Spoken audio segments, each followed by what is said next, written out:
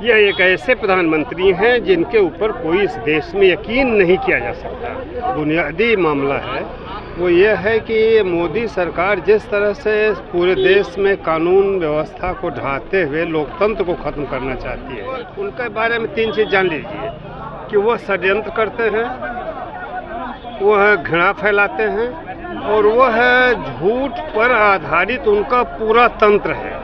श्रेय लेने, हर चीज़ का श्रेय लेने के लिए दौड़ता है। तो इसलिए ये बात नहीं है उनके तरफ से साइंस के लिए कोई योगदान। 8,000 करोड़ का इनका विमान है और 700 करोड़ में चंद्रयान लॉन्च हो गया। अब आप दोनों के बीच में तुलना कर लीजिए। हमारा आप देखना शुरू कर चुके हैं डिजिटल न्यूज़ नेटवर्क। आप हमारे पीछे देख सकते हैं कि तमाम भीड़ यहाँ पर मौजूद है। आपको बता दें किस मजदूर किसान संयुक्त सम्मेलन यहाँ पर मौजूद है। अपनी मांगों को लेकर ये लोग यहाँ पर आए। आइए इन लोगों से जानते हैं किन मांगों को लेकर यहाँ पे पहुँच रहे हैं। ये तो बहुत स्पष्ट है कि मजदूर किसान का जो ये सम्मेलन था, इसका उद्देश्य ही है कि मजदूरों किसानों के जो राजनीतिक अधिकार हैं, जो जनतांत्रिक अधिकार हैं, जो उनके आर्थिक सवाल हैं, इसको लेकर के ये सरकार का जो हमला है, उस हमले के खिलाफ ये है कन्वेंशन था। लेकिन अब इस कन्वेंशन का जो बुनियादी मामला है वो ये है कि मोदी सरकार जिस तरह से पूरे देश में कानून व्यवस्था को ढाते हुए लोकतंत्र को ख़त्म करना चाहती है।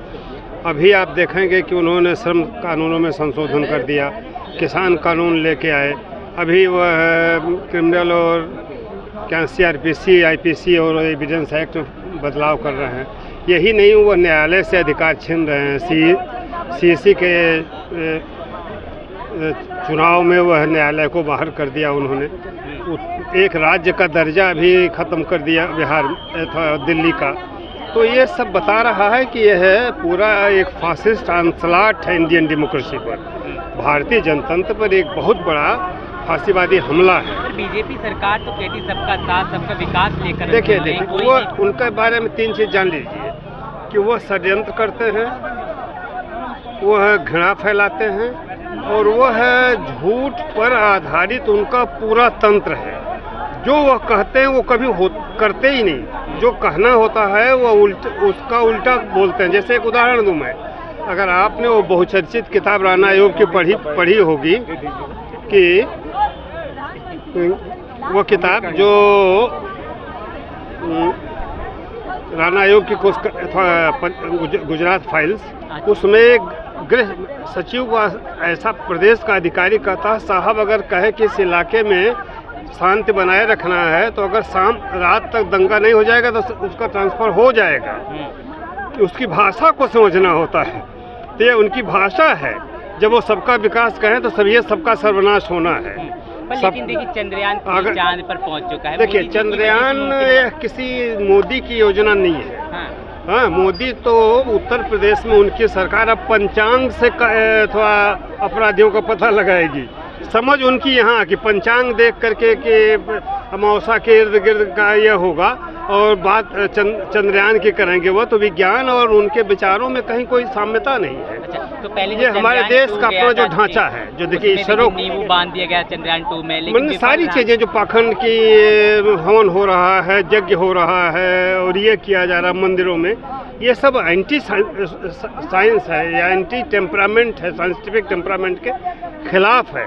और जो सरकार उसके सारे लोग एंटी साइंटिफिक टेम्परामेंट डेवलप कर रहे हैं, वो कोई साइंटिफिक डेवलपमेंट करेंगे ऐसा कुछ नहीं। ये हमारा एक स्ट्रक्चर है जो स्वतः काम कर रहा है। पिछली बार तो जाके बैठ गया तो ढह गया, पिछली बार ही कामयाब हो गया तो पिछली बार ये चला गया श्रेय लेने, हर चीज़ का श्रेय लेने के लिए दौड़ता है। तो इसलिए ये बात नहीं है उनके तरफ से साइंस के लिए कोई योगदान। 8,000 करोड़ का इनका विमान है और 700 करोड़ में चंद्रयान लॉन्च हो गया। अब आप दोनों के बीच में तुलना कर लीजिए कि अपने विमान पर 8,000 करोड़ खर्च करेंगे जाने के लिए और चंद्रयान अभियान का कुल 800 कुछ करोड़ का बजट है। तो साइंस के प्रति और इनकी अपनी ज़िंदगी के प्रति क्या प्रतिबद्धता, इसको आप देख लीजिए, इससे अंदाज लगाइए। ये इनका कोई योगदान नहीं। जो स्ट्रक्चर इस देश में बना है आज़ादी के बाद, वो स्ट्रक्चर में अभी कुछ ताकत बची है जिसको ख़त्म नहीं कर पाए हैं, जिसलिए विज्ञान में चंद्रयान अभियान एक पूरा हो गया। नहीं तो इनकी किसी प्लानिंग का वो हिस्सा नहीं है। कोई ये बताइए बड़ा इंस्टीट्यूट उन्होंने साइंटिफिक खड़ा कर लिया हो, कोई ऐसा बड़ा बजट दे दिया हो विज्ञान को, सारे वैज्ञानिकों विदेश में तो बोलते हैं कि हर 6 मिनट में यूनिवर्सिटी खुल रही है देश में।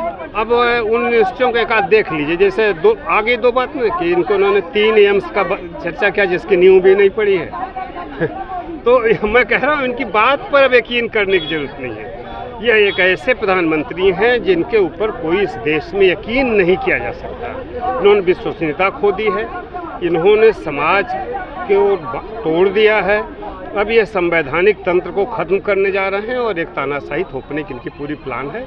यह सम्मेलन उसी के उद्देश्य से आयोजित किया गया था और हम लोग उसी उद्देश्य में काम कर रहे हैं।